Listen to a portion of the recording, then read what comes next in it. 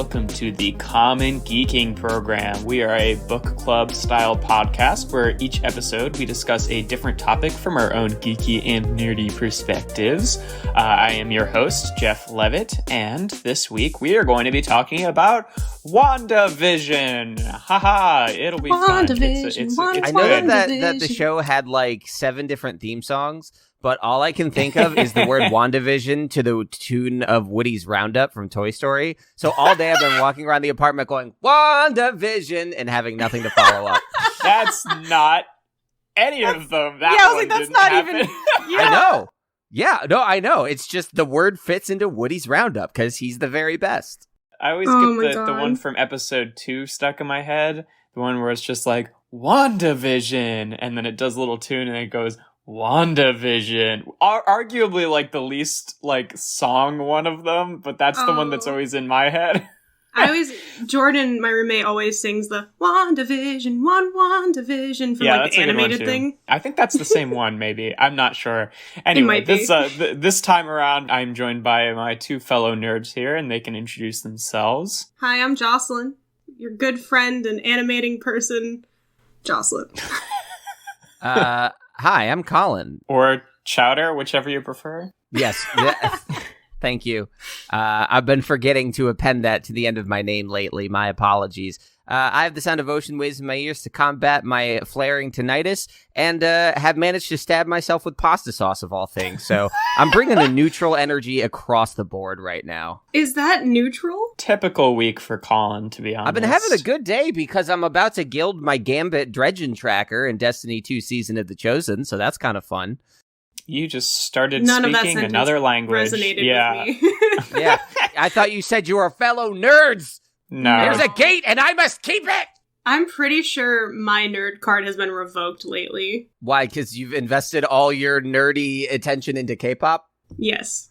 Okay, that's fair. All right, guys, we're going to start off by summarizing this topic, and then we're going to end with our little rating section where we talk about, if it was worthwhile, if it was enjoyable. I imagine some of that will probably come out in our main discussion, just talking about like what stuff worked in the show and what didn't. But do you wanna hop on into it?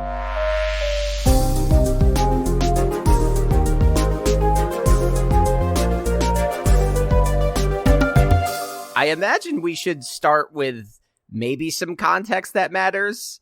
I mean, they didn't. Sure. I mean... Yeah, true. I mean, I'm not... So, if you have not watched WandaVision, I'm not going to, like, go into depth, like, summarizing every episode, but we're definitely going to be going into pretty freaking heavy spoiler territory. Yeah. Also, spoilers for Age of Ultron, Captain Marvel, Infinity War, and Endgame. Yes. Yeah, that's true. And maybe a couple others. If you're not up on the Marvel Cinematic Universe, 1, don't watch the show. 2, I guess 2, listening to this podcast is predicated on whether or not you give a fuck about the MCU. Because if you don't and you haven't watched it, this still might be fun. Can I take a stab at a quick synopsis? Yeah.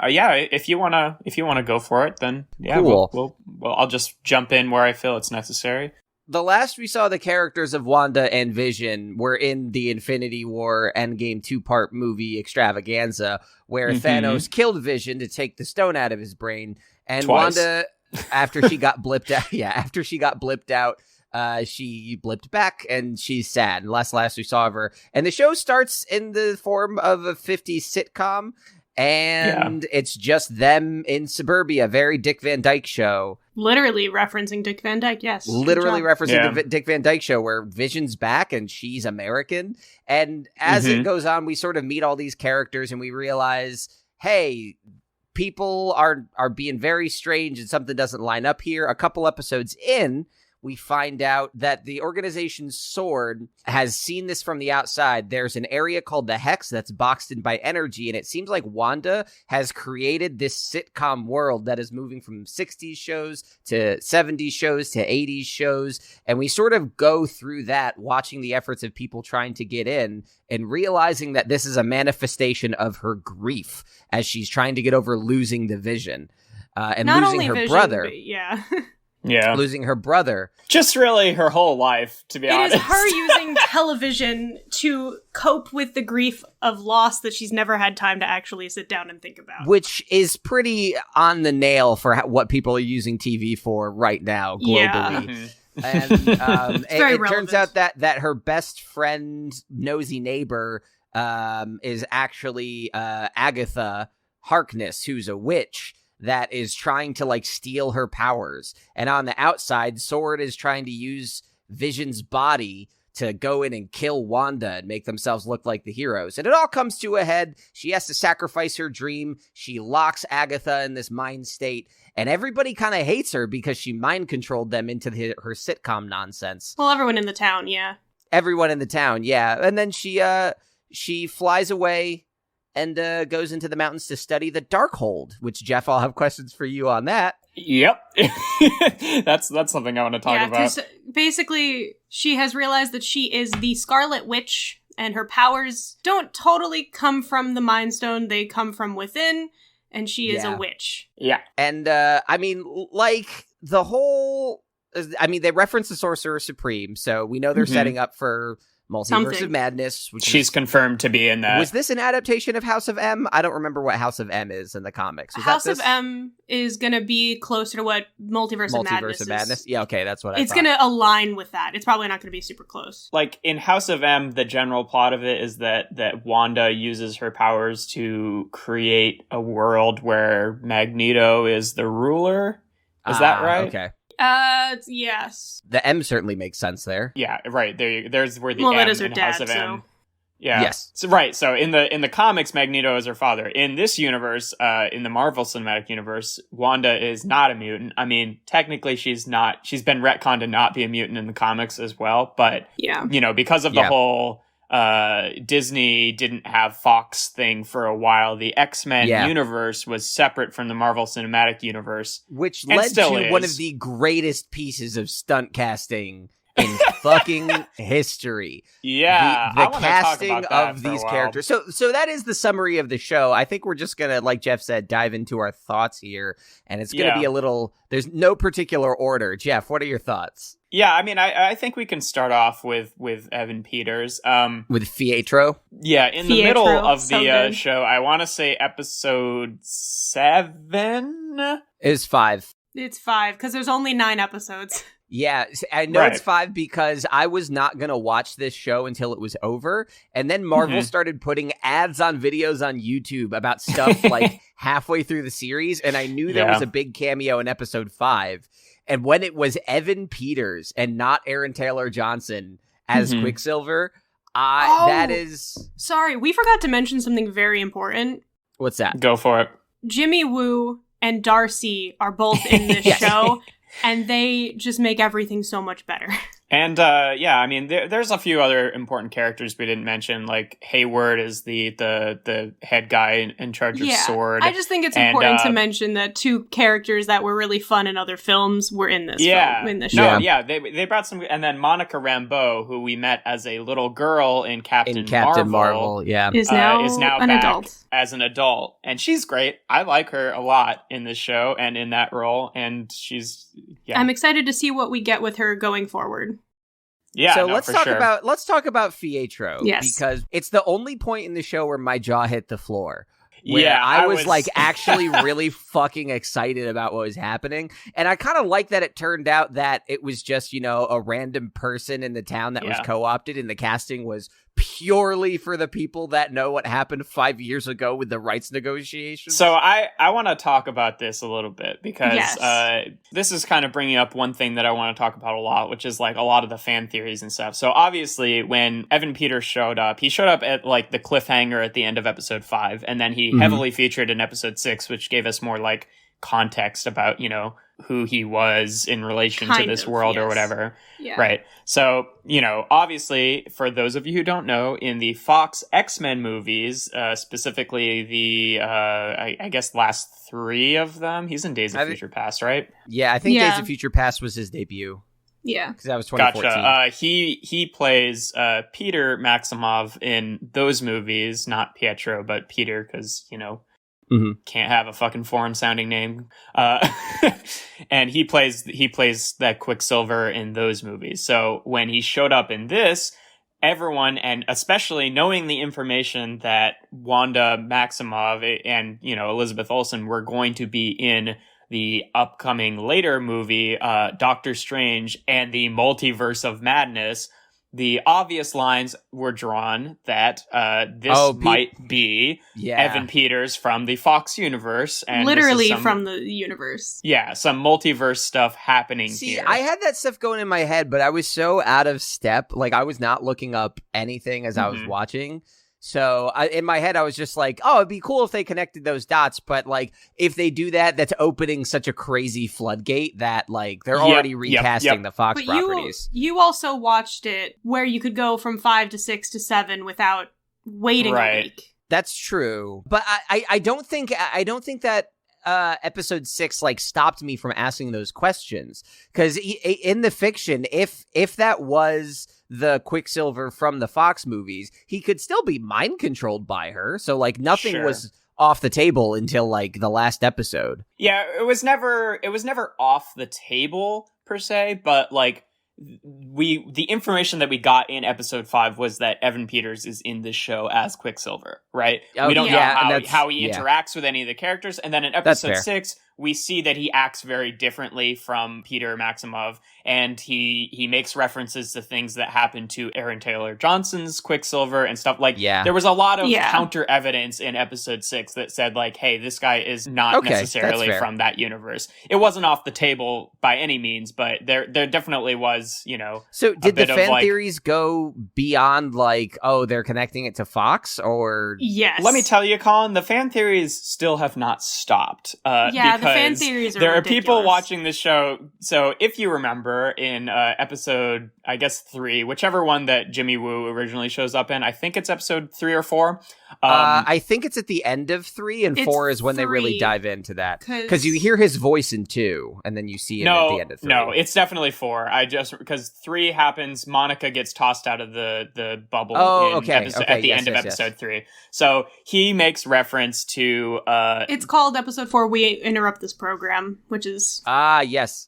I really like the episode titles of the show. We find out in episode 4 what brought Jimmy Woo, of course, from Ant-Man and the Wasp. I don't think he was in the original Ant-Man, was he? He was not in the original Ant-Man. He was in Ant-Man and the Wasp because Ant-Man was on house arrest, and he was the FBI agent. He was Ant-Man's handler, basically. Yes. So, as an FBI agent, he has been led to the phenomenon of Westview because he's in search of a missing person, which I'm pretty sure...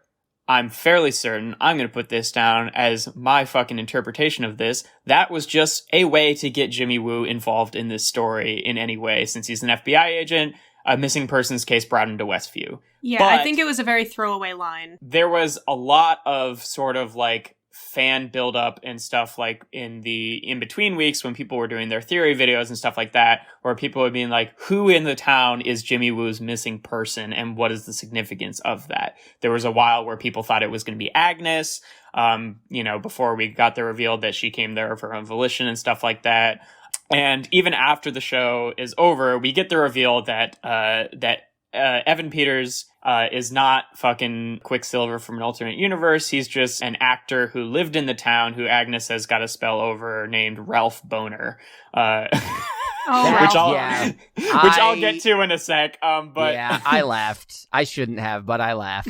But basically, the people are thinking that they're like, oh, the headshot that he shows, like, it's not just that he's an actor, like, this isn't an actor headshot, that he might be in witness protection, and maybe he's Quicksilver from the alternate universe, and he's Jimmy Woo's missing person report, which I think is really grasping at straws, personally.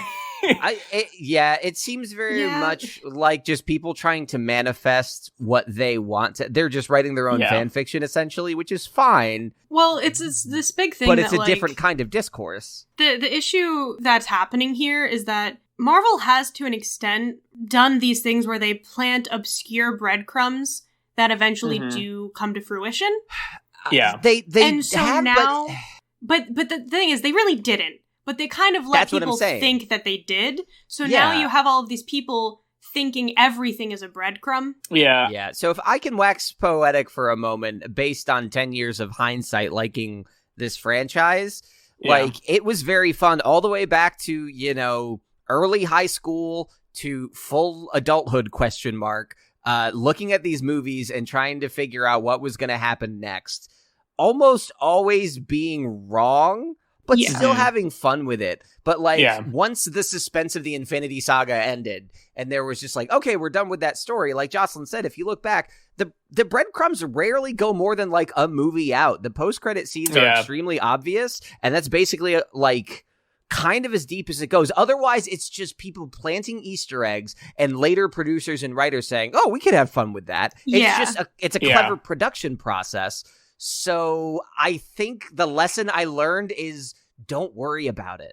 Yes. Well, I mean, even if you look at, like, the overarching story, like, a lot of stuff changes, you know, like Thanos is so different in the earlier movie, in, like, Guardians of the Galaxy, than when he actually, because, like, they hadn't decided what his motivation was yet, you know, he was just, like, a crazy tyrant. But then when they get to Infinity War, they're like, well, let's make him an actual character with reasons for doing things. And then when you take that context and look back at his actions in the past, not all of it makes a ton of sense. So the thing I want to talk about with Ralph Bohner here, and because, like, my interpretation and my reasoning for like why they cast Evan Peters in this role is I really think it was sort of like a meta contextual thing where they were saying, hey, look, we could, if we wanted to, bring the Fox X-Men to this universe. Here's this character. And then turning around and saying, but we're not doing that. And this was like a statement in the show saying, hey, the Fox X-Men are not coming to this universe, which I know people have mixed feelings about. Personally, that is exactly the way I would want it to go, because the Fox universe is such a mess. And all the baggage that universe has, if it's technically part of the MCU, even if it's in a different, you know, like, universe, it still brings that baggage over in terms of, like, bringing down the overall, like, quality level. It, like, lowers the average quality level of MCU, like, properties, right? Here's the thing with what they did with Evan Peters, and it's smart casting.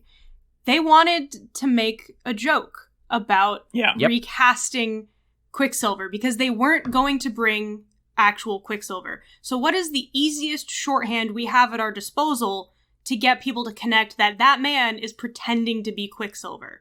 And I think that extends that mentality. No, that makes a lot of sense. I think that mentality extends to the casting of Agatha. Because Catherine Hahn is very much that guy. She's very much always the nosy neighbor, always the side character in other shows. Everyone, like, knows her face and voice and has seen her in something, and she's tremendous. But she's never a main character, and they played into that directly. It was just it was them thinking about, hey, we're making a show that knows it's a sitcom. How do we go one level outside of that? And these kinds of decisions, I think, are what foster that. Yeah. It is interesting to talk about her as a character, though, because, like, bringing back to what you said, Colin, about, like, you know, you never see these, like, you always, like, pick up the breadcrumbs on retrospect. To be fair to, like, people, you know, talking about multiverse stuff with Evan Peters and, you know, if he's maybe Jimmy Woo's missing person, there were a lot of, like, popular fan theories and stuff that were legitimately foreshadowed in the show, like, within the show itself, that did actually happen.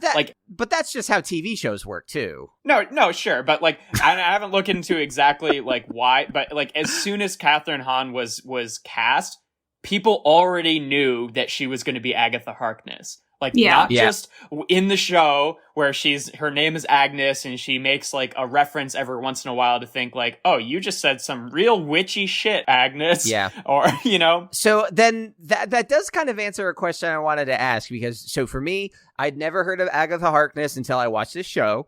But as soon as the show started and she walked in, I was like, it's her. Something's up with her. Something's up with her. That's the bad guy. That's the bad guy right fucking there, and I know it in my bones. And Rebecca and I were watching, and she was like, "No, she's just a neighbor. It's all Wanda's fault." And I'm like, "No, it's also, this one." I do want to point this out because people don't connect this. The song "It Was Agatha All Along" is Wanda trying to push off the blame. Like, it wasn't Agatha all along. It wasn't. It was still her. But she wanted and needed a villain in that moment.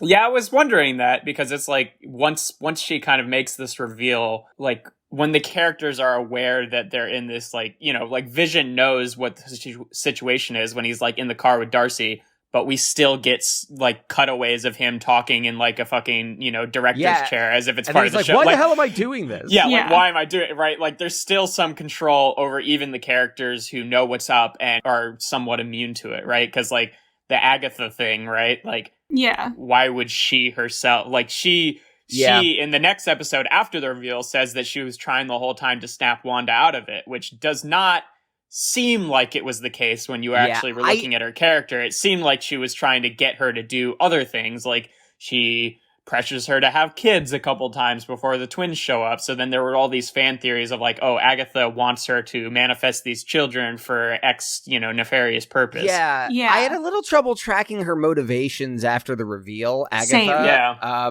Like, the simple answer of she's trying to steal Wanda's powers, I think, was the prevailing thing. I'm wondering, I've only seen each episode once, so I'm wondering how that got so muddy in the reveal. I think it's partially because while she was trying to figure all of this out, she was still in a way under what Wanda was doing. Yeah. And so while she was trying to snoop around, she was still being controlled to do these other slightly out of character things. See, okay, I didn't get that. I think that's certainly, at least, you know, we can talk about this a little bit more, but I think that's certainly a good in fiction, like, justification for that. But like, meta contextually, because like, we also, like, obviously you can look at the meta stuff with any show, but WandaVision is in and of itself a very meta show. Like, I definitely think that they intentionally led a lot of breadcrumbs for like different plot points that could happen so that people would latch onto theories, but still, once the reveals happen, not actually, you know, like, it might have been one of a dozen theories that they because like, it definitely does leave intentional nods for like certain theories and stuff to happen, like even stuff that doesn't end up happening, which is also goes into why, you know, part of why I think they cast Evan Peters, right, is like, and knowing that Wanda is going to be in Multiverse Madness, I don't think that's coincidental. I think that they did want people to think that that was a possibility. You know what I mean? Yeah. With a lot of Catherine Hahn's actions earlier on, like, I think that it definitely does, you know, point her in a few different directions. And then there's that scene, like, in the episode before she's revealed to be Agatha Harkness in the Halloween episode. There were so many theories that were like getting on to the, you know, like, we all thought that she was going to be Agatha Harkness. And then there's this episode where Vision frees her mind and then she acts like a victim like everyone else, right? And then in the Agatha All Along, we get, you know, we get a flashback to that scene, and she does like she looks at the camera and does like a snarky expression as if like, I was fucking lying right there. And it sort of was a lie to the audience too, in a certain way, which not in a bad way. That's how I read it anyway. So I kind of want to, what I see a lot of, and I have very mixed feelings about this kind of reaction, and you guys could probably color some of this in for me, given my ignorance of the community at the moment. This show is getting a lot of credit for being a very weird and different show, for doing weird, unique, different, unusual stuff. And like, my impression of it is that there were a couple, I think, narrative things that worked well. Like, Wanda was definitely the bad guy, and I would like to see more consequences. And when Cataract and Vision are shooting the lasers at each other and there's the power struggle, there's a narrative reason for one person to lose instead of just colored lasers. Like, that, there is a little more thought. Project Cataract was what was on the screen when they were building the White Vision. He's a reference to White Vision, so like, that's the I just call him White Vision. Name. Yeah, White Vision sounds problematic. But my question is, like, aside from these, my question is that, like, aside from some of these narrative developments, the big thing is that it is aware of itself as a TV show, which is a fun mechanic, but like, how weird and different actually is this? Because at the end of this, I was just like, that was a fun thing. So I don't get the different vibe. So I don't think for television it's unique and different. For Marvel, this is a very sidestep thing where they're actually... This was the first time I've ever seen them actually focus on a character and her emotions and feelings. Yeah. As much as there was action in the last episode, this is the first time we've ever actually gotten, when they say that Vision and her are in love, I actually felt it at the end of the season. When they first said it was a weird line, because I was like, we haven't actually seen them be lovey-dovey because she's been controlling him. But, like, this is the first time I felt connected to one of their characters on an emotional level. I agree with you, but I think I credit that to the medium, which is the movies have always been, 2 to 3 hours? Yeah. And how, like, you can only do so much in 2 to 3 hours. This has the benefit of having a lot more time. And that's just the benefit of TV. My thing with it, Colin, and why, like, I agree with what Jocelyn said in that, like, I don't think it's, like, especially unique as, like, a concept. Like, there's much more cerebral and weird shit out there. When I was always talking about its like, uniqueness and like, funkiness, like, it's in the context of Marvel in that it not just because characters get expanded upon in ways that only TV shows can do, but, like, it had all these sort of meta things going on with, like, the first 2 episodes were just straight up 50s and 60s sitcoms, right? So it broke from the formula of the, like, superhero movie genre in a way that I thought was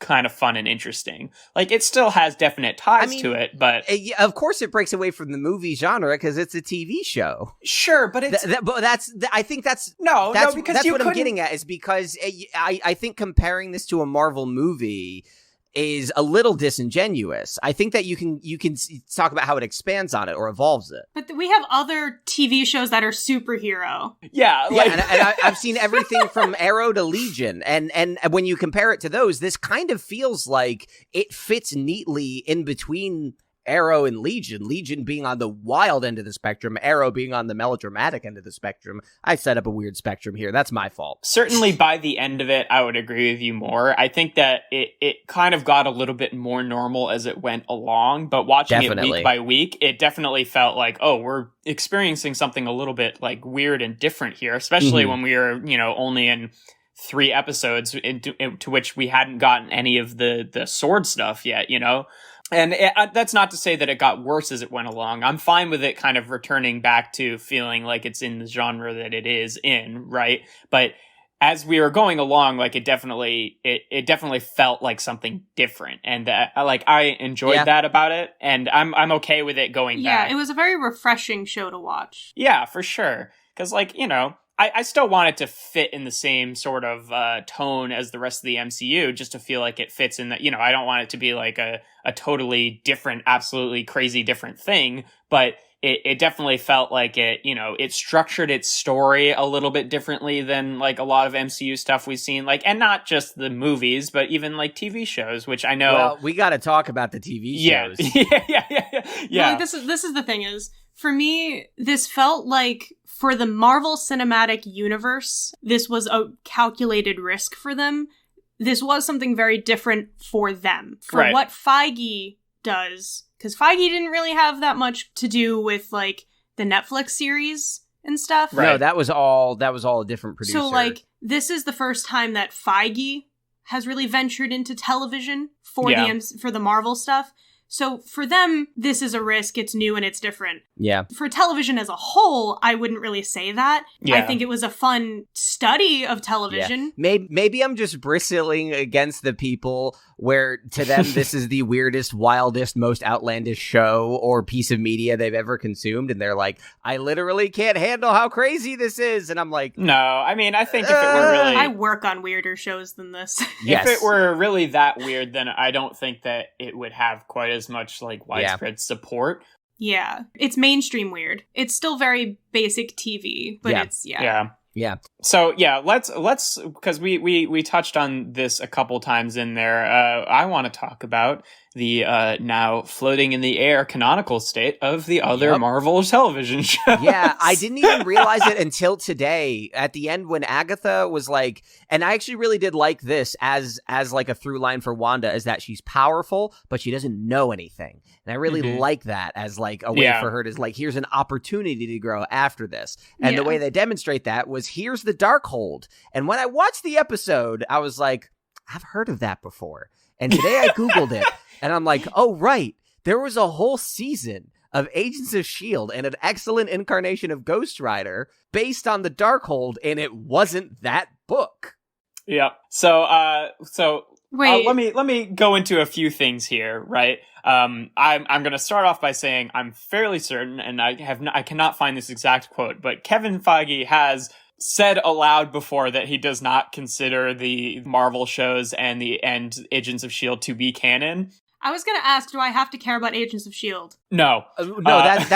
That's the whole point of this, is like once Agents of S.H.I.E.L.D. got good, it started doing weird stuff, and now this show is rewriting that weird stuff or ignoring it completely. So, Colin, I don't know how up to date you are on Agents of S.H.I.E.L.D. I dropped off in season 5 just out of scheduling stuff. But let me tell you, that show decanonized its damn self. All right, it did. I did read about season 6 completely ignoring the effects of Infinity War. Yeah. So season 5, sets up some MCU rules for time travel, which obviously being written before Endgame could not consider the ones that were going to be in the movies. And then when Endgame did time travel, it is completely different. You know, they did time travel of like, oh, you go back, you can't like really change anything because this is now your future, and you can't change your past with your future, yada yada. You know what the Hulk said in Endgame, right? Yeah, and we could get into the weeds about how that works, but you know we're not going to. But in Agents of S.H.I.E.L.D. season 5, they had their own time travel stuff, and the conclusion that they landed on was like, oh yeah, time is fluid. If you go back, you can change stuff and it'll affect things. Don't worry about paradoxes, shit like that, yada yada, etc., right?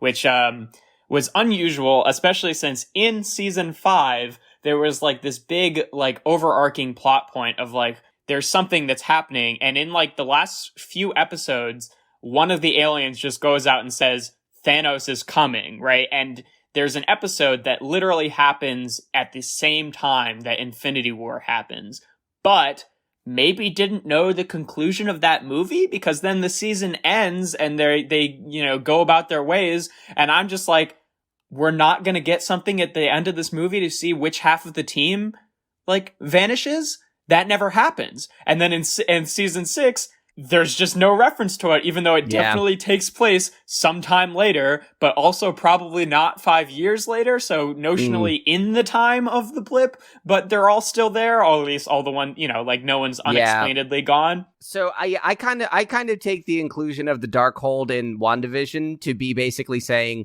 we don't care about those shows anymore. Which they never for did. Agents of S.H.I.E.L.D. maybe doesn't bug me as much, because I think it sort of found its own footing in time, and I'd be content to enjoy that on its own as much as you can. But here's the other thing, is that Netflix shows, I'd be sad because we got some great stuff in there that I don't want to especially lose. Because they've said Charlie Cox is also on set for Spider-Man 3. Well, they've confirmed Daredevil. He's going to be in She-Hulk, the She-Hulk series. Yeah. I would love to see Charlie Cox and Tatiana Maslany hanging out. That's great. I want them to be doing, like, fighting against each other in court. That sounds fun. Yes, that'd be the best. Crime. Law and Order MCU. Oh my god. Law and Order MCU. Okay, sorry. That's what it's going to be, and I'm very excited. Jesus Christ. If I could interject here.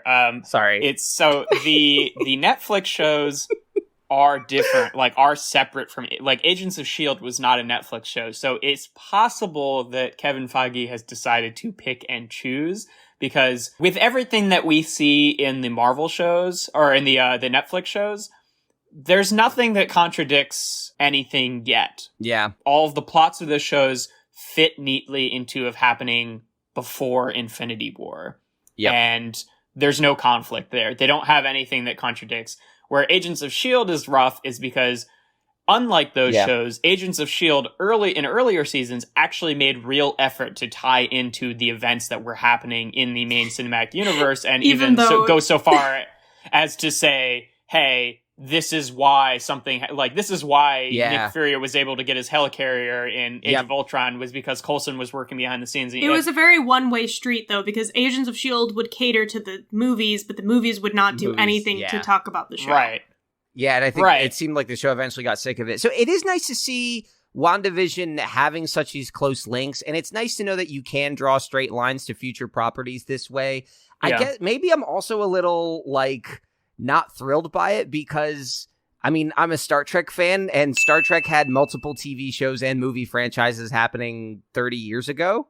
Mm-hmm. And I'm just like, I'm used to connecting those dots. I can't tell if I've spoiled myself or if I'm just being like an ass about it, but like, I think honestly, I think that if there was a way to do it, like I want to, and you know, I've got no evidence to back this up, but I want to say that if Agents of S.H.I.E.L.D. hadn't like already in its own writing kind of messed itself up, because like it didn't need to make references to Infinity War and stuff like that, right? True. Without knowing the outcome of that movie. It could all happen before the snap. And then when there's a new season, they could actually address it and say, like, this is what, ultimately, like, I know there was no working back and forth and that probably affected it, but like the show didn't need to contradict things quite in the way that it did.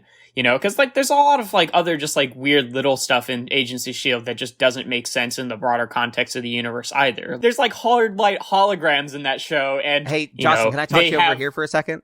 Yeah. I'm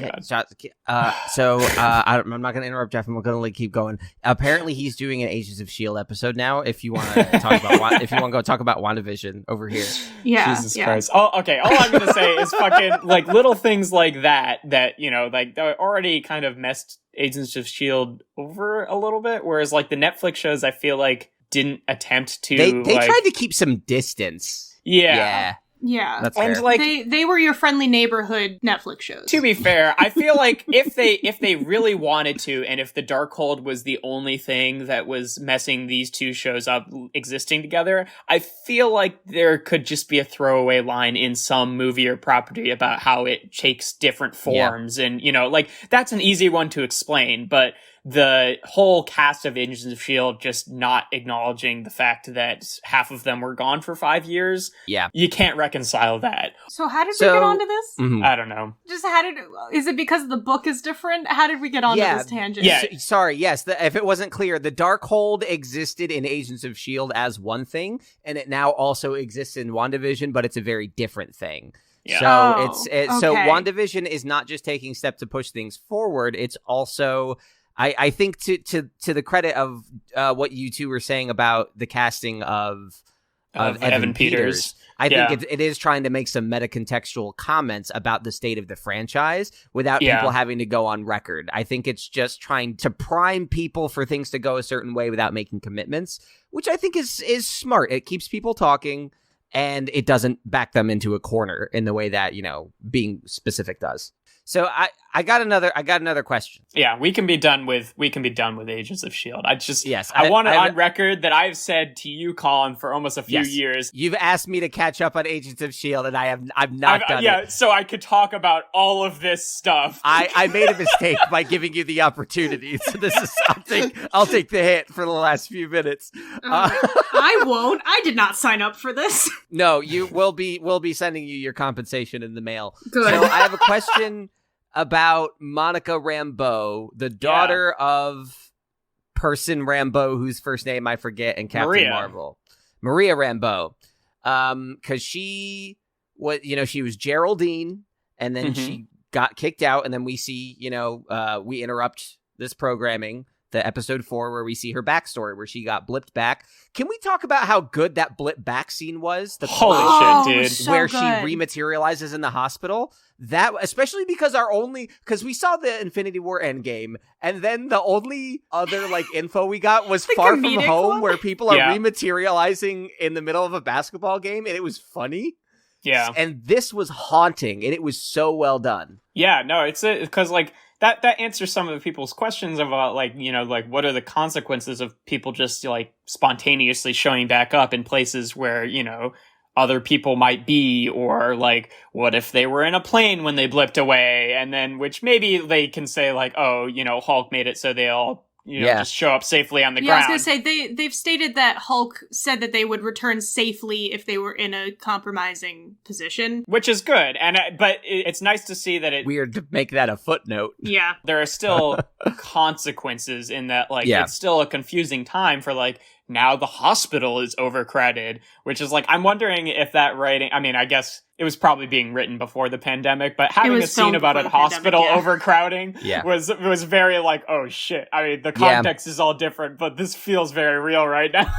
Yeah. I mean, it's going back to Star Trek. Discovery Season 3 had a lot of like disjointed society commentaries that like just happened to jive with when it released as well. Holy shit. Wait, guys. Do you think that the world of the MCU skipped the fucking pandemic because they were at half capacity of the world when that happened? And could thus all socially distance? Oh my god.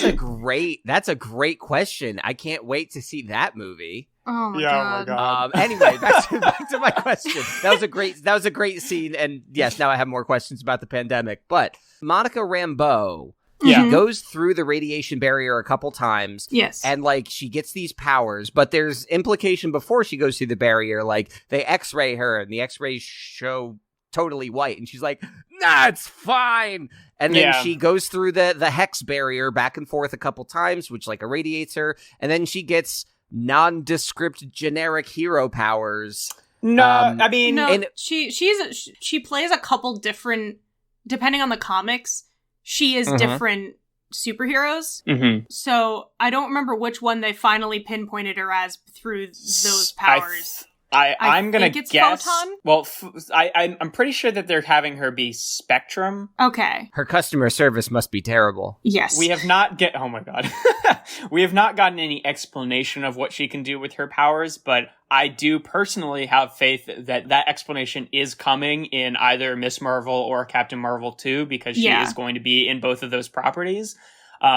But basically in the comics, and obviously like stuff's not always exactly the same as in the comics, but one of her power sets is that she can control different types of like light and radiation and stuff like that. So like, does that explain the bullets gooping through her like a giant jelly ball? Something about her controlling the kinetic energy of the bullets, and I mean obviously we're gonna get vague words like kinetic. Yeah, well, bullets have kinetic energy, Colin. That's real. Kinetic energy is a thing. Yes, but everything has kinetic energy. Saying you can control kinetic energy is so nondescript. It's saying like she slowed down she took the kinetic energy of the bullets away. So instead of going real fucking fast, they fucking fell to the ground. They also went through her. Yeah, well, I mean, granted, I think that we're going to get some more explanations of her powers. In the show itself, we don't, it's vague. This show wasn't about her. No. Yeah. But they did need to set her up because she's going to be in a bunch of other stuff. Okay. Yeah. Oh, she is. What's the status of that? What do we know? She's in Miss Marvel, the show, and then Captain Marvel 2. And it's interesting because, we actually did know her casting before WandaVision came out. So, to most people, I don't know if you were keeping up on it or not, but, was Geraldine being someone significant a reveal for you? Yeah, no, I had no idea. I did not expect her to be who she was until, episode 3 early on. I was like, there's something going on with her, which I think was the pacing they intended. Yeah. I don't even know if I don't even know if it was meant to really be too much of a secret, because it didn't feel like there was a spoiled reveal for me, because she was only in one episode before they revealed it, so yeah, I kind of forgot that they had cast her. Not gonna lie. I would have forgotten if I weren't watching the videos. They were like, hey, they publicly announced at the last whatever big Comic-Con or whatever, that she Comic-Con is playing Monica Rambeau, Yeah. She really is fantastic. I really enjoy watching her as a performer. Jeff, I do want to one last little Agents of S.H.I.E.L.D. reference here. I'm okay with it. Once she switched to her sword uniform and went in again and has her powers, yada yada yada, there's the typical difference between a movie and a TV show is budget. I just watched the new SpongeBob movie and the new SpongeBob spinoff. The budgetary differences between them are immense, because the movie is gorgeous and the show is not. I don't want to watch either of them. Welcome to animation budgets. Movie's all right. I laughed a few times. Neither of them need to happen. The creator is dead. Let SpongeBob die too. He was listed as the creator of both of these, so I think he started these projects before he died. No, he did not. He did not. He was listed as an executive producer. He did not. He has to legally. He did not want a spinoff of SpongeBob. Anyway, we don't need it. We don't. Anyway, we can have a fucking separate episode about SpongeBob. Yeah. Yeah. So so like WandaVision, there were some great effects sequences in terms of quality, especially toward the end, that were like, oh, this is pretty fancy for a movie. Lot of prestige shows are doing that. But when Agents of S.H.I.E.L.D. dropped and we were used to the quality of the movies, and then we saw TV budget Marvel, do you remember Deathlock's costume and how awful it was? I forgot about Deathlock as a character. Remember how unimpressive and like Halloween store quality that was? Yeah. Now, this is nowhere near as bad, but I feel like Monica Rambeau's like sort of jumpsuit after she, tries to go back in. I feel like did not seem to be quite on the same level of detail as everything else, and I got mild Deathlock vibes from that, and I'm just like, I don't know. Do you mean like the spacesuit she was in, or like what she was wearing for the rest of the show afterwards? With like after that.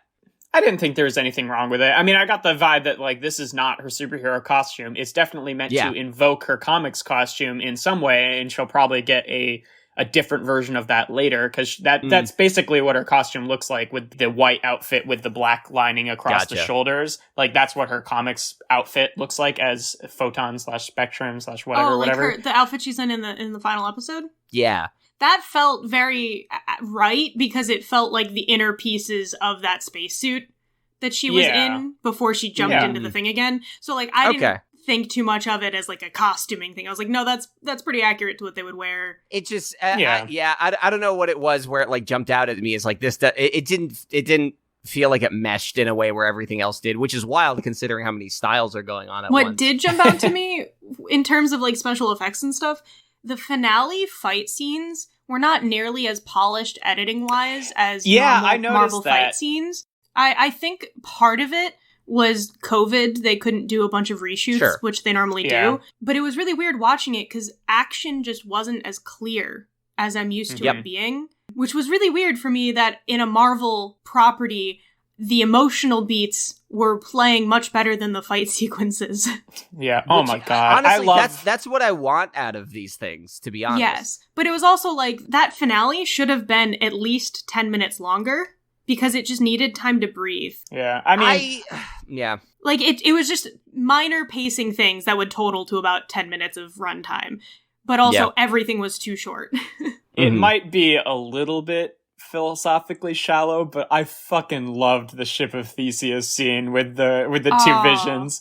So, I mean, that's one of those things that I think works well, because, like, the duality of Marvel is people like to read into it as this big, deep thing, when the fact is it's just a very well-produced thing that lets you read into it what you will. And I think that the Ship of Theseus conversation between Vision and I will keep calling him Cataract, I think that is a great example of it, of the writers being like, hey, we can flex our muscles a little bit about something we know, because, like, I knew the Ship of Theseus thing as...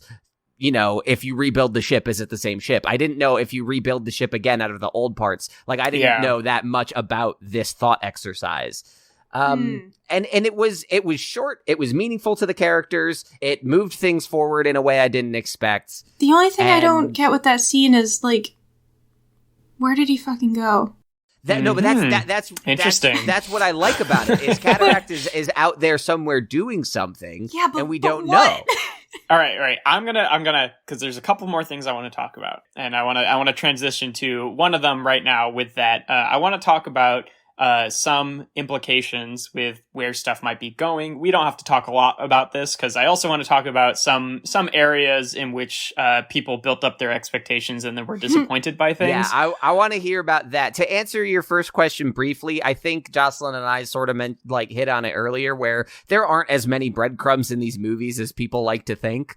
No, but I think think that's true of this show. There are some. I think that they definitely are making an effort to foreshadow things. Yes, but it's not as much as people think everything is a foreshadow, and really it's just good production design. No. Where I think when people are talking about breadcrumbs, people will look at the helicopter designs and say, what does this mean for 10 years later? When the reality is it's like, Cataract disappeared. That's the breadcrumb. Yeah. The kids' voices at the end. Yes. Why did we hear the kids again? What's Wanda studying for in House of M, whatever, and where'd Cat go? I think as far as what's next, I think that the only thing this show is planning for is those big hits, and I think anything smaller that gets followed up on is, again, just producers being good at their job. I'm excited to see if we're going to get Paul Bettany in a Vision 2.0 going forward. Like, it's more of like, how much is he going to be involved is more about what I'm curious about rather than like, what is he going to do? It was a good way to do it, right? Because like, I was watching the show and the entire time I'm watching, I'm like, I really want Vision to be back because I've enjoyed this character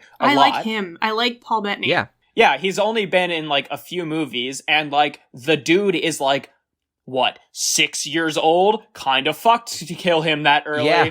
So I'm happy that he's back and we still got to have this like emotional resolution with Wanda. You know, bubble Vision and Wanda where she gets to let him go. Cause like, she probably doesn't even know that you know, like, as far as she knows, he killed the fake one. Yeah, like that's going to be something she'll have to deal with later, which is another good emotional thing for her. Yeah, for all the failings of Age of Ultron, I still really enjoy the movie, and Vision is a gigantic part of that. I want to transition to some things that people thought were going to happen in the show that did not happen. Oh, you mean like Evan Peters being Mephisto? All right, what? I was literally about to spit the words out of my mouth. I'm going to throw my feet up and let you guys do this part, but what? So people were like, if he's not real Quicksilver, if he's not going to be a multiverse tease, he's got to be Mephisto, because clearly Agatha Harkness can't be doing this on her own. And in the comics, Agatha Harkness is a witch who works closely with Mephisto. Yeah. And so Mephisto has to be involved somehow, some way. I would say the two big, like, in the show clues that Mephisto, for those of you who don't know, who's basically Marvel's version of the devil, were going to be involved in the show is in episode 2 when Wanda is talking to Agnes and Dottie says like, oh, the devil's in the details. And then fucking Catherine Hahn as Agnes leans over to Wanda and goes, that's not the only place he is. And it's like, obviously, in the context of the conversation, the implication is, you know, Dottie is an asshole, right? And she's the devil or whatever, right? But, like, it was definitely a very clear, like, hey, I know something more about the devil line. And then later, when Pietro is palling around with the kids and they go run to do their little pranks on Halloween, he yells to them, unleash hell, demon spawn! And in the comics, at least in one version of it, the kids, the twins, Bobby or Billy and Tommy, is that their name? Billy and Tommy are literally shards of Mephisto's soul. So in hindsight, I definitely think that line was an intentional nod.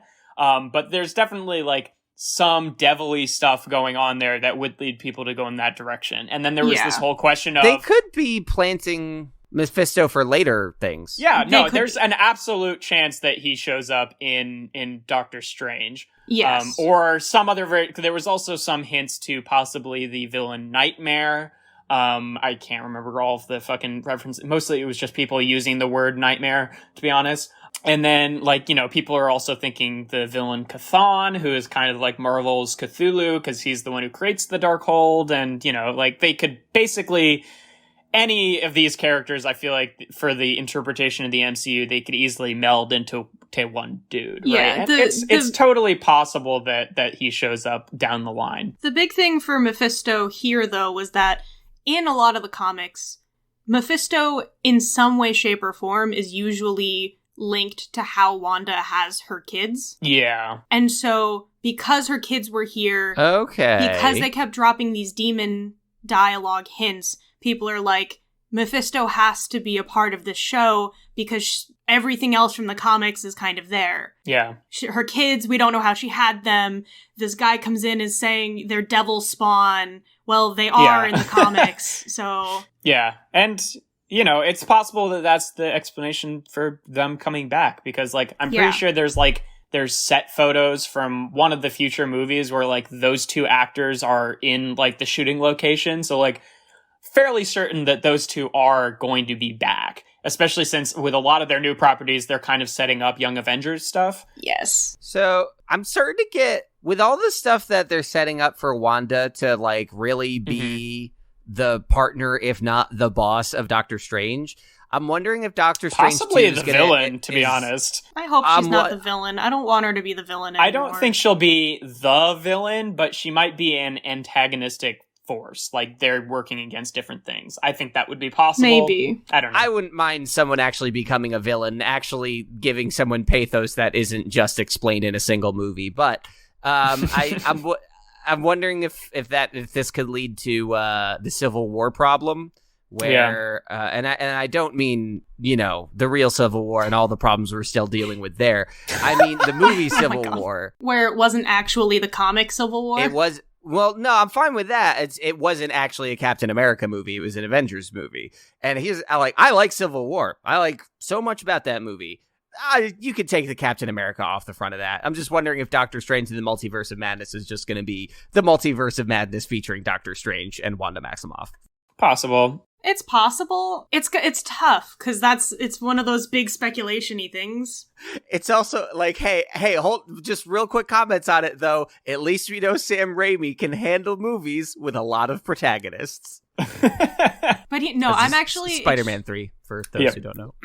I'm actually very excited for that film because he's really good at horror movies in general. Yes. Yeah. And he does understand superheroes, and it's supposed to be the most horror movie that MCU will allow. Yeah. That's the caveat of what MCU will allow. And you know what's fucking pretty scary is the devil and Cthulhu. But yeah, I want to transition to talking about one of the things I was probably most excited about to talk about in this episode. And it did serve as a possible potential Mephisto like evidence in the show, is that Colin, I don't know if you're familiar with this, but like sometime in the middle of the show, Paul Bettany did an interview. Oh my god, yeah. Where he talked about how there was this prolific actor who he was really excited to work with, someone he'd never worked with before, who he's wanted to work with his whole life. Yes. And this had the fan theories going about, like, who's going to show up? Is it going to be, because we still don't know if multiverse stuff is happening, is it going to be Ian McKellen as Magneto? But wait, they worked on a movie together. Technically, he's never... Professor X? He's never worked with Benedict Cumberbatch, you know, even though they're in the same movie, but they never have any scenes together. So is it going to be Doctor Strange? But is Benedict Cumberbatch really old enough to be someone he wanted to work with his whole life? And it turns out that the fucking mystery actor that Paul Bettany wanted to work with his whole life, he was just trolling. It was himself playing White Vision. But it literally set off so many theories. Oh, that's good. Oh, that's very good. As soon as we got the White Vision reveal, I made this joke to Jocelyn. I was just like, holy shit, was Paul Bettany just talking about himself? But I was fucking kidding. But then, like, in the, either, like, when the second to last episode it was airing or the last episode. He did an interview right before the finale, yeah. And he was just like, oh yeah, I was just having some fun. Don't get too excited about it. And the director had to, like, you know, I don't know if it was entirely in relation to this or just in relation to fan theories in general. That's why the director came out and said, hey, don't get your hopes too high. Yes, exactly. Like, nope, Magneto is not going to show up here. Yeah. It's not, Doctor Strange is not coming and blah, blah, blah. And it's just like, people were really, you know, pissed. I personally think it's just kind of hilarious because, like, I think it's great, yeah. I love it. I did not want Magneto to show up in this because, I don't want Fox involved in the MCU, the Fox universe involved in the MCU, and I didn't really care one way. Like, it would have been cool if Doctor Strange showed up, and I have kind of questions about why he wouldn't show up as the Sorcerer Supreme, and there's this huge magic bubble that's, like, but... I think it keeps it more to the story that, like, you know, we don't need Benedict Cumberbatch doing a cameo. I would kind of like a line of dialogue later about something he was busy doing during that time, possibly, but I don't think that... Like, why he wasn't called would be nice, but it just needs to be a line. Since it's such a magic-related problem, like, it seems like, you know, it would be something that...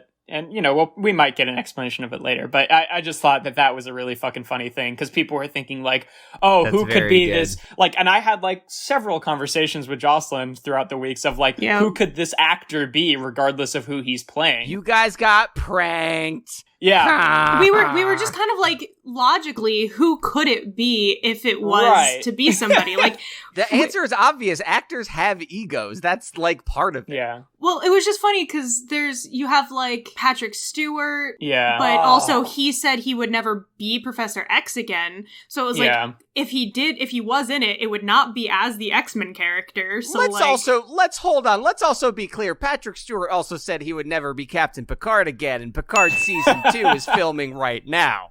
That's very true. Yeah. But no, he made like a big thing about with Logan that was the death of his character. That was a really great send off. Yeah. And so people were like, one of the things was like, oh, maybe Mephisto is going to show up and someone big is playing him. Yeah. Because there was this other thing that like Elizabeth Olsen said something about there being like a big Luke Skywalker level like internet breaking cameo, and at the time we're like, oh, well, we think that they're talking about the same thing, and we're fairly certain that, we got he's Evan not Peters. Okay. Right, we're fairly certain that he's not, that Vision, or that Paul Bettany is not talking about Evan Peters, so there's something still big coming.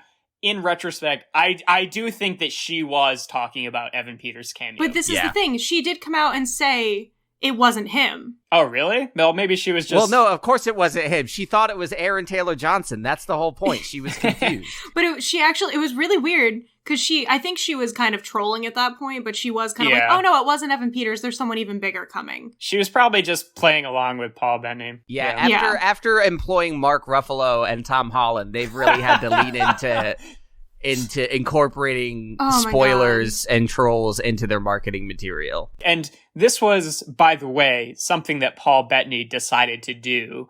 And the director, when he was like, yeah, he dug his own grave with this. So it wasn't like, oh, Marvel told Paul Bettany to go lie about, he was just as an actor trolling, which I think he also didn't think it would be taken that far. He didn't mean to start this weird conspiracy theory thing. Bruh. He just was saying it to be funny. And then fans just rolled with it. Right. That's good. Imagine waking up to that on Twitter. Just you're trending in a way that you didn't mean to be, and except this time now it's just a marketing nightmare. Yes. So I think personally that has pretty much exhausted all the things with this that I've wanted to talk about. Before we move over to the ratings, is there anything that you guys want to get in there and do little micro discussions about before we move on, or are we, I think, ready to call it? I do want to talk about the Darcy of it all. Oh yeah, Darcy was great. Hey, because great character. She had stuff to do. She's not in a lot of the movies anymore, and I thought she was only ever in the two of them, Thor and Thor 2. Yeah, and so it was really nice to have her back again. But it was also really cool because she's now not an intern. But she got her doctorate. Yeah, it's great. Yeah, she played such a important role, I think, where she was the audience surrogate.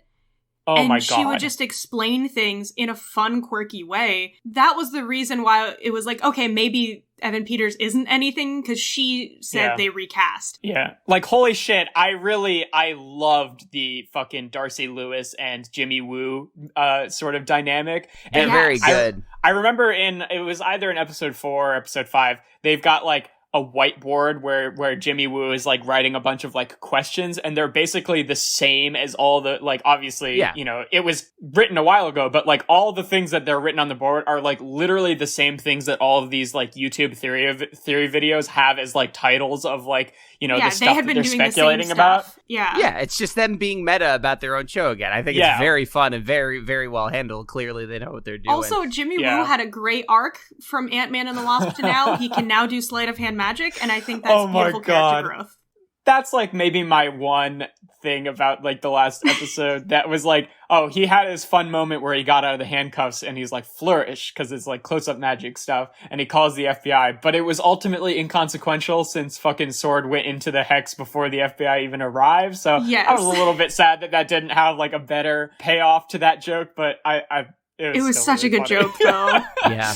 No, so the inclusion of characters like Darcy and Woo, I think it's a double-edged sword, and just to compare it to two other, multiple series spanning things, you've got your Star Treks where everything is connected but sort of insular, you can take everything on its own. Then you've got the Arrowverse where it hit a point where they were so interconnected. Every other episode was a fucking crossover. Yeah, that I didn't want to do it, and I'm just I'm curious to see how they will thread the needle, because when you're only doing, when you're doing like 2 movies a year, it's easy to drop those cameos in and not have it be too confusing. When they're doing like 4 TV shows and 4 movies a year, I want to see some restraint. So I love the Darcy of it all, but let's be careful. That's my thought. I think they will. I was wondering that too, just with like going to doing TV show stuff too. I'm wondering, like, especially with like Doctor Strange, like I won't mind because I excitedly watched WandaVision, but I'm kind of wondering like how much of that movie is going to be like, you really need to have watched WandaVision to understand what's going on. That's my concern. You know what I mean? Because I am really excited for Falcon and the Winter Soldier, but I'm also really not. Yeah. Like, I don't want to have to watch Falcon and the Winter Soldier if I'm going to have to watch it to understand the rest of the Marvel stuff. And that's, Star Trek recently, they came out and said, because they're doing like 5 shows right now, and even I'm just like, oof, take it easy. But they said, like, we're not building to a Thanos. We're trying to make a bunch of good shows that will connect, but, like, you don't need one to watch the other. I would like some affirmation about that, or at least a clearer delineation of like, these ones are canonically impactful and these ones are for fun. I know it's hard to do that because then you're sort of undercutting your own marketing, but even so, Jocelyn, I'm with you there. I want to watch Falcon and the Winter Soldier. I don't want to have to watch Falcon and the Winter Soldier. Yeah. And like, Loki's show looks really cool. Is it gonna play into anything? Because if like its logo does not look cool. It does not. It's just the weight of TV shows is gonna really it's gonna be one of those things where it's like I feel like as soon as Doctor Strange comes out, but maybe even as soon as the next Spider-Man comes out, I feel like we might get an answer to like how they're really going about that. Because like, I mean, Spider-Man feels like it could be standalone and separate from this, but like we already know that WandaVision is going to be heavily tied to Doctor Strange, so I'm curious to see how it happens. There's already things that we know about Falcon and the Winter Soldier. It is in some way connected to Black Widow movie. Oh, really? See, but that's interesting because the Black Widow movie was made. It was supposed to come out a year ago, right? Yes. Yeah, and Winter Soldier was always supposed to come out this year. No, they've pushed Falcon and the Winter Soldier a couple times. I don't mind the shows having homework. Like, yes, clearly, if I had not watched the other MCU movies, I wouldn't understand what the fuck they're talking about in WandaVision. I'm fine with that. I'm a little bit dubious about the movies needing show homework. Yeah, that's going to be too much. Yeah, but I don't know. It's something that we're just going to have to kind of see how it goes in the future. Because, like, at the end of the day, like, that's more of a conceptual problem for me personally, not like a practical one. Because at the end of the day, I do want to watch it all, but... You know, I do have one other very quick question that I do not think will take up a lot of time. Go for it. They're going to bring X-Men into these movies eventually. Do you think that they're going to somehow use the blip to explain it? Like the people that came back got fucked up and that's where the X gene comes from? Jeff and I talked about that. I don't think so. I don't know. I think that they are, and this is all but confirmed at this point, but they're going to reboot the X-Men. I'm still thinking that it's going to be some multiversal explanation of how they get there. That's my thing. Not the Fox X-Men, but this new universe of X-Men that we have not seen before. I still feel like there's going to be some multiverse stuff explaining how they got there, personally. I think the best course of action for them, to not undercut the meaning of what the X-Men and mutants are, and like the importance of the history with mutants and how they've been around this entire time, in order to not undercut that, they really just need to have it's a multiverse thing where maybe they can interact through the multiverse on occasion, but you just have 2 sandboxes. You have the X-Men MCU and you have the Avengers MCU, and kind of like how you have Guardians where they're just on the other side of the galaxy. It's just now they're in another universe. Yeah, I don't know, because like there's some characters that like I don't think that they would explain it all as being a spontaneous thing that just happened, because that would take a few characters in the X-Men like mythos that would just ruin them. Like Wolverine is supposed to have been alive with his powers for hundreds of years, and like Magneto's entire thing is connected to the Holocaust. Right. And like, you know, I mean, like not even just with this new upcoming X-Men, but also like as they do interpretations of that character going on to the future, that's going to become less and less realistic if they still want these movies to be set in the present day. It's just like, you know, in the original Captain America comics, there was no ice block freezing. That was an answer to a question of how did he get from World War II to the present day. And I feel like they could hypothetically do some shit like that with Magneto, where they have like some other event, like some shit that happened in Sokovia, be his whole backstory in a way that mirrors it, but doesn't just like use the Holocaust, because he would have to be hella old now to be, you know. All I can say is I'm with everyone voting for Jared Kiso to be the new Wolverine. I'm there for it. Jared Kiso. I don't know who that is. He's the main guy from Letterkenny. He is a very handsome, very ripped Canadian actor, and God, I would love it. That's funny. But yeah, I think that's probably the place that we're going to have to move over to the ratings section.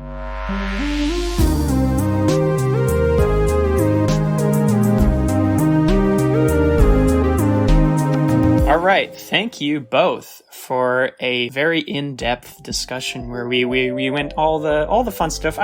This felt good in that actually most of the things on the list that I really wanted to talk to you guys about WandaVision actually got checked off with a... Yeah, we got to talk about Wanda. We got to talk about the Darkhold. We got to talk about Agents of S.H.I.E.L.D. Yeah, with a little bonus rant about Agents of S.H.I.E.L.D. in there. Fucking, Sorry, that Jocelyn. one's been on my chest for like a year and a half. And a very tiny bit about She-Hulk and Daredevil. It's fine. Yeah, a Law and Order MCU. I'm voting for it for episode title and I agree. In the Golden Globes. I want it so bad. We are now, of course, going to move on to the rating section where we talk about, you know, what we really thought about the show, how it fared for us, and we're going to rate it on a scale of 1 to 10. The one that's kind of in my mind right now is decades of sitcoms. I like that, but I don't know. 1 to 10 ships of Theseus? Oh my god, no. No. But which one's the real rating? Oh god. My only issue with the decades thing is that, like, some of the decades they did better with than others. So yeah, I mean, it's not, you know, it's just about, you know. I get where you're coming from. It doesn't. It feels like I'm endorsing like the '90s television era, and I don't know if I want to be endorsing. You know. Can we talk about how fucking Wanda and Pietro's fucking dad somehow got Malcolm in the Middle on full DVD like 10 years before it released? Yeah, right? I'm not that was in the back of my head the whole time. I would go 1 to 10 discs in the Malcolm in the Middle DVD set. Oh my god. Let's stick with decades of television. Yeah. So you'll say if you're giving it an 8, then you are voting it the 80s. Let's go with that way. But, okay. Jocelyn, you wanna start off? Okay. This is tough because like I did like it on the whole. Like as a full series, it was very good. I don't think it is the best television show that I've watched in this past year. Yeah. So like and what was the show that they were referencing for the 80s?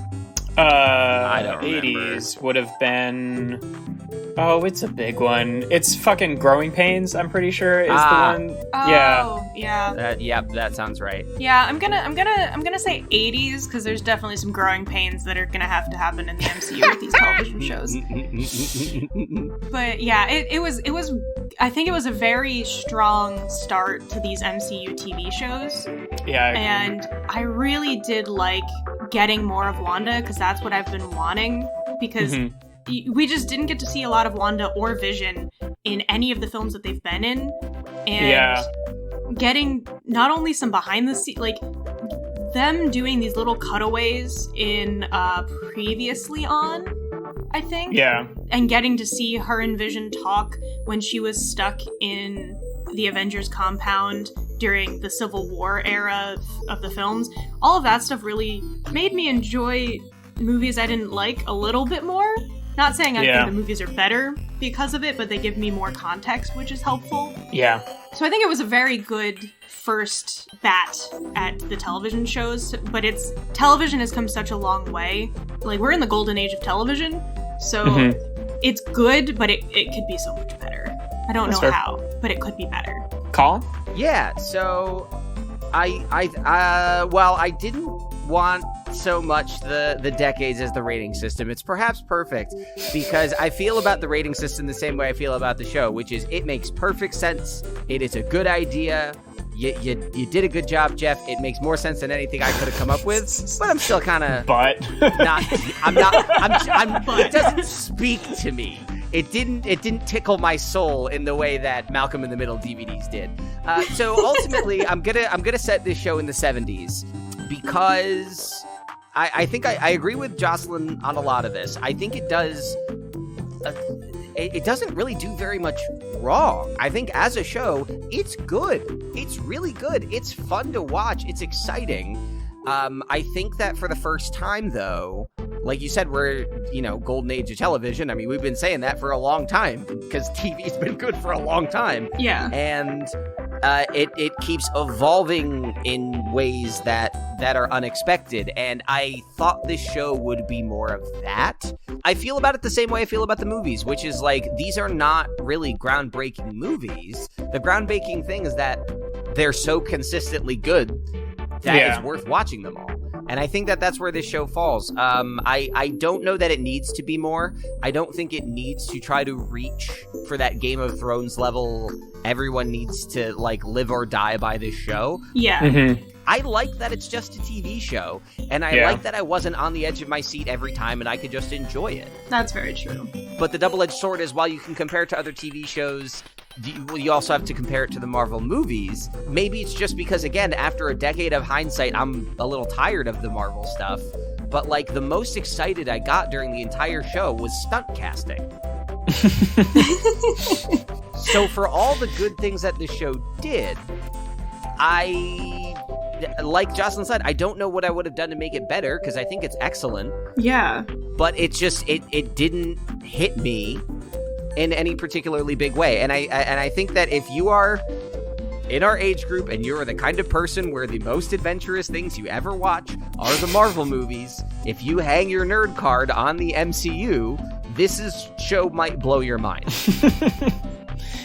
I would say that I follow pretty much on the same sort of line as Jocelyn. I would also do the 8 out of 10 80s decade for this one, because it was a really good show and I really enjoyed it, and there's hard to find anything wrong with it personally.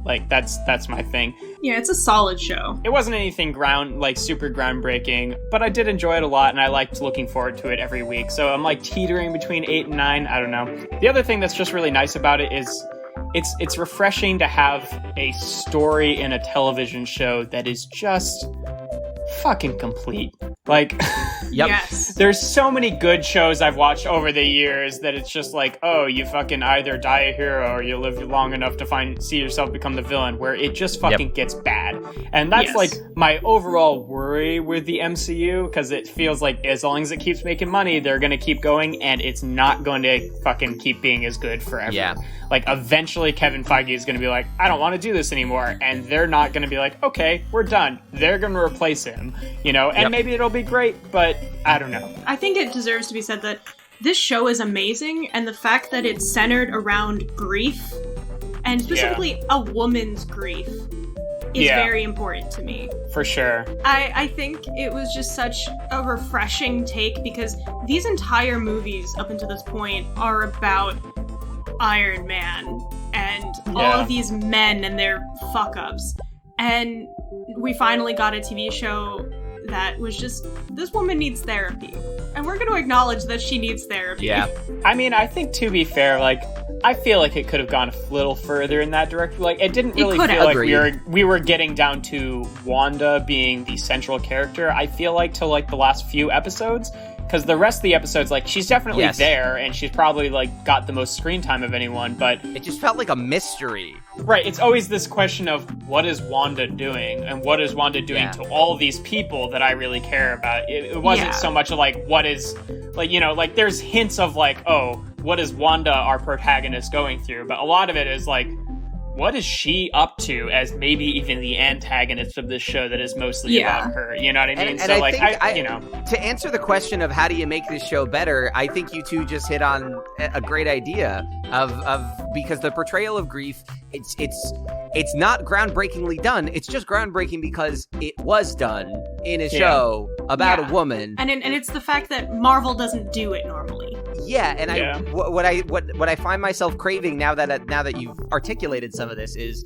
at some point during the show, I think everyone had it in their brain. It's like, oh, she's sad because her family died. She's trying to fix it. And the show never pushed past that. We got to live in it. We got to experience it. But, like, it presented this idea to us. Everyone got it. And then it never really evolved it forward. Yeah. Yeah. I also don't expect most mainstream television shows to delve too deep, which is why I was like, at least they're like, that is technically the central focus of this, and I don't expect Marvel to dig deep on anything. In the past year, I've watched Breaking Bad again, Better Call Saul, The Wire, and The Sopranos, which are like considered like the best shows ever. So maybe I've just been spoiled. The Sopranos is about a gangster in therapy, for those who don't know. So like, maybe I've just been spoiled by shows that really do take it further and dive deep, and it's just but also, how many seasons is The Sopranos? Right, that's what I was going to say, is like, to be fair, comparing, you know, like you were saying earlier, comparing WandaVision to the other Marvel movies, like, it's got more time to explore those things. It does not have as much time as a, like, 7 or 8 or 9 fucking season-long thing when they knew that it was going to end after one. That's true, but we've been watching the MCU show for 10 years. Like, come on, let's dig in. That's fair, but it hasn't been the Wanda show for 10 years, you know what I mean? Yeah. They've got a lot of characters to look on. Maybe this is the seed, and she's gonna be one of the Iron Men for the next 10 years, and we will get to see this journey a little further, but I think that's what I want to see. Yeah. I mean, I feel like we that's the thing I really like about the show, is it's planting a lot of seeds to moving forward with, like, the one thing that I think was one of my, like, I really love the MCU, but one of my biggest, you know, criticisms is that it's mostly stories about the same type of people, right? Whereas, like, a lot of these stories moving forward, it's like, we've got She-Hulk, we've got Kamala Khan being, you know, Miss Marvel. Over the next year, I'm Shang-Chi. really excited for Eternals and Shang-Chi, I'm so cautiously optimistic about Shang-Chi. Yeah, I'd say out of all the stuff that's coming up, I think Miss Marvel is the one I'm most excited about. And they've done a lot of fun with her in the animated stuff, so I'm excited to see her in live action. Right. I know very little about Miss Marvel aside from what you guys have shared with me, so I'm just kind of like blank slate and hoping it's a fun ride. I mean, the thing that has me most excited about that show is when they're like, here's the 5 or 6 people working on that show, and like, not a single one of them was a white guy, and I was like, oh, fuck, thanks, sign God. me up. Like, my voice is in my head enough. I don't need more people like me talking at me. I've had enough. Right. Move on. But yeah, so I think that's a pretty good place for us to drop off here. I think that's going to wrap it up for us today, folks. Thank you all for listening to the Common Geeking program. Again, I've been your host, Jeff Leavitt. You can find me, I've gonna keep fucking saying it like it's a thing that I've updated in the last year, but I've got an Instagram that is called Things I Wish Existed.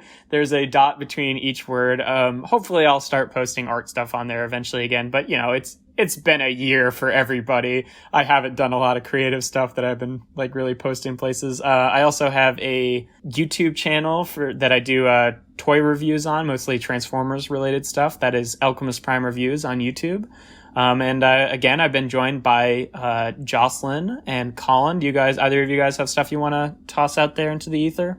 Yeah, I'm gonna plug my TV shows because that's all I'm good for.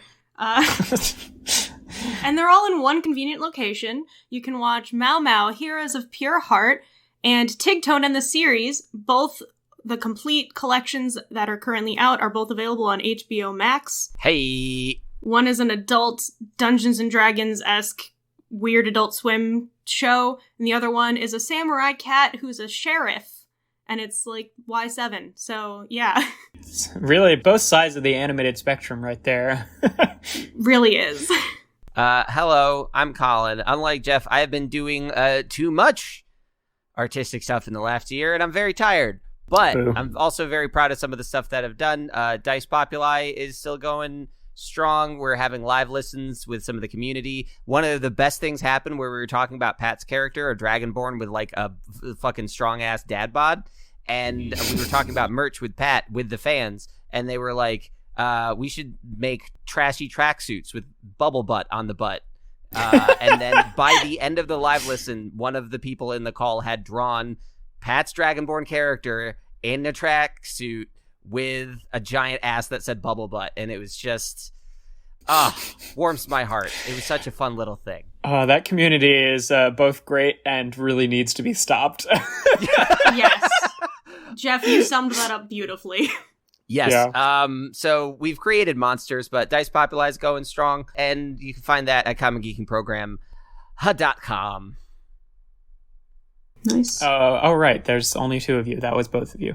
All right. Yes. No, we forgot about the mysterious fourth member of the podcast, Mephisto. We left all the seeds in the whole episode, and we paid it off. It was Mephisto all along. Anyway, our next episode of the we've got a couple things going on. Our next episode of the Common Briefing program, of course, our geek news section of this podcast that we alternate along with, will be on the 2nd of April. And the next episode of this version of the Common Geeking program, where we'll just be talking about another topic, is going to be on the 16th of April. So the first and third Fridays of the month is when we toss stuff up.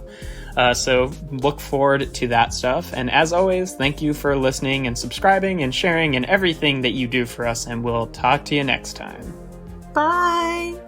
Oh, it's been so fucking long since Chowder hasn't been on one of these episodes. I was really just expecting someone to go, ciao. What? Oh, I was just going to do it. Okay, well, you did it. It's fine.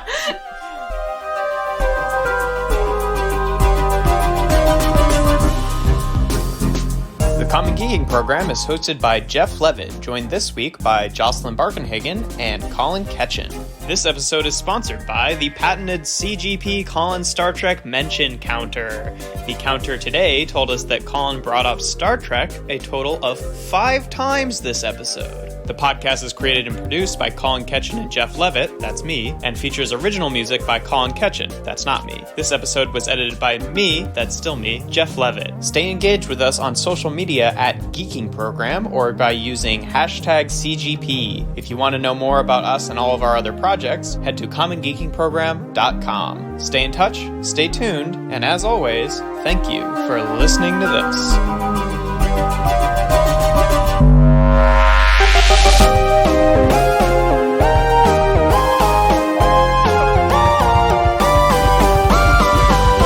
My thumb hurts a lot. I just tried to pick something up, and my thumb is just like in a bad position. Jocelyn, too many pasta sauces in there. Too many whole pasta sauces have pierced my thumb. What did you do, Colin? I scraped some food off of something, and instead of scraping off the fork, it went straight under my thumbnail. So I'm just got a big old gash under there because of petrified tomato sauce. The weirdest thing you cut yourself with. Yeah. I don't like. How'd you cut your hand open? Tomato. That's fine. I'm good to clap whenever. Arguably one of the least sharp objects in the world, a tomato. A tomato, even less sharp, tomato sauce. This thing has been going for 78 days? Yeah, we've been waiting for you for a while, Jocelyn. That's a long-ass walk.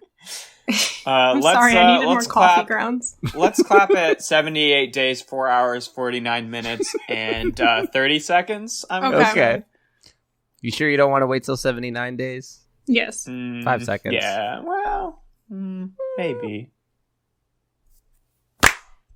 Clap, clap, clap. I didn't hear either of you clap, so that's... I heard one clap. One of you after me. So... but we all did clap, right? Yeah. Yeah, I clapped. I clapped. Can't wait for you to edit and see that I didn't clap. You son of a bitch. Let me close this door real quick. No, I just was hoping Penny finally left. Penny's still in here! Penny! Jesus, fuck. What am I hearing? Cat problems, leave. I think. Penny, leave. Unless they both talk to their secret third roommate this way. Come on. This is so much funnier when you think that they're just mistreating their roommate horribly. Jocelyn, for the sake of the fiction here, Penny is your secret third roommate that you both mistreat very badly. Well, she's very behind on rent, so... Oh.